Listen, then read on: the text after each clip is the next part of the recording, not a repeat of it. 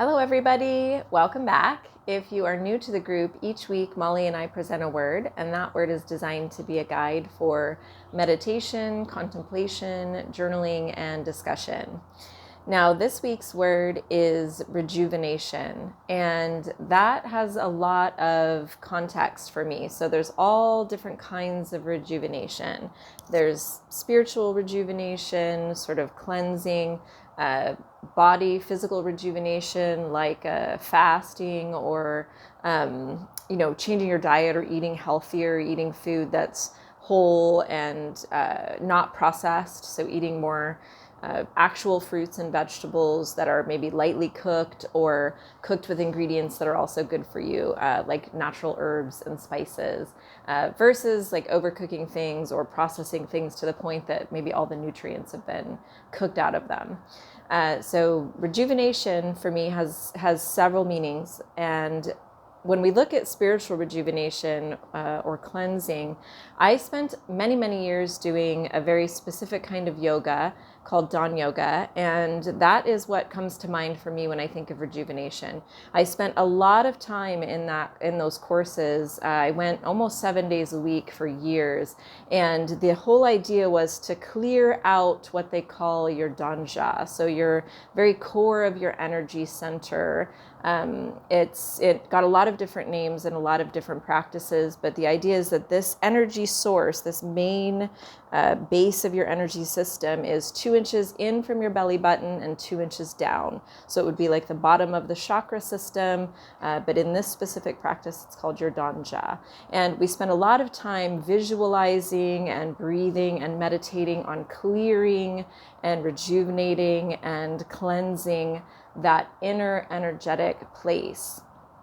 Now, as much as this kind of work is important, I found myself at the end of many years of doing this practice feeling kind of empty. So all of that emptying and cleaning and cleansing left me with kind of this empty feeling. And it wasn't until I did some very emotional work in a retreat with the Enneagram in Menlo Park, California, and I had a guided sort of hypnotherapy, guided meditation practice with a group of women.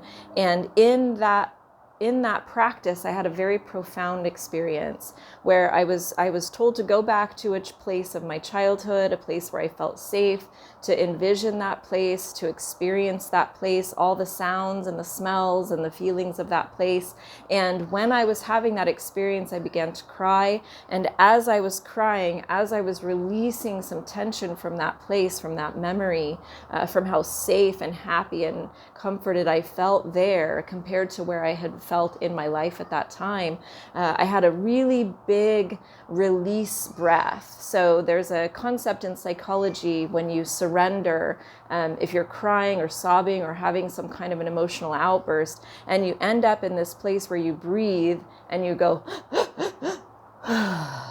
that is a release breath, and that is known as a place of surrender. So when you're working with children or you're working with adults, that is a very specific sound and a very specific thing that happens to you biologically inside your body when you surrender in that way.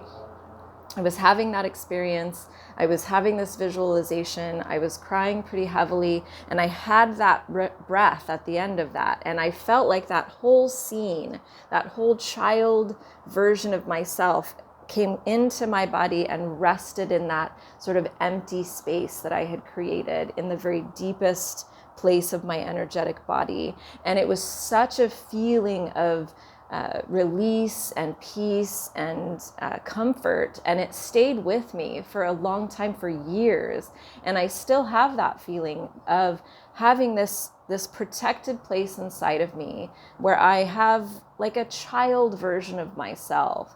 And that feeling, that protected place of the child version of Cassie is where I find I have the most ability to be empathetic and kind, not only to myself, but to people around me. So that very strong sense of protecting myself, protecting the softer, more childlike, more innocent version of myself has allowed me to be nice to myself, has allowed me to be patient and kind and considerate of my own self.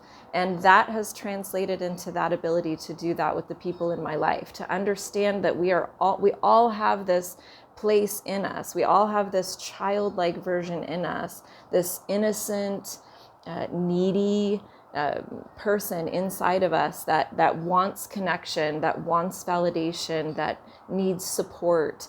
And when we treat each other, when we treat ourselves like that, and then we treat each other like that, it's very, very powerful. And that experience for me came from a cleansing, a rejuvenation of my physical body, of my mental body, of my spiritual body.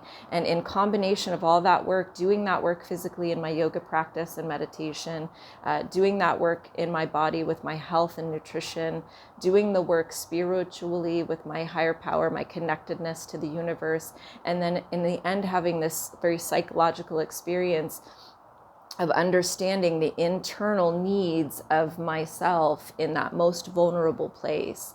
That was a really powerful experience for me, and I felt like with the word rejuvenation, it really brought up a lot of that for me. It brought up that idea of cleansing and cleaning and the ability to rejuvenate ourselves. So I really liked this word. I like all words. I love these discussions. And I hope you liked my contribution this week for rejuvenation. And I would love to hear your thoughts and experiences surrounding this word. So thank you for showing up.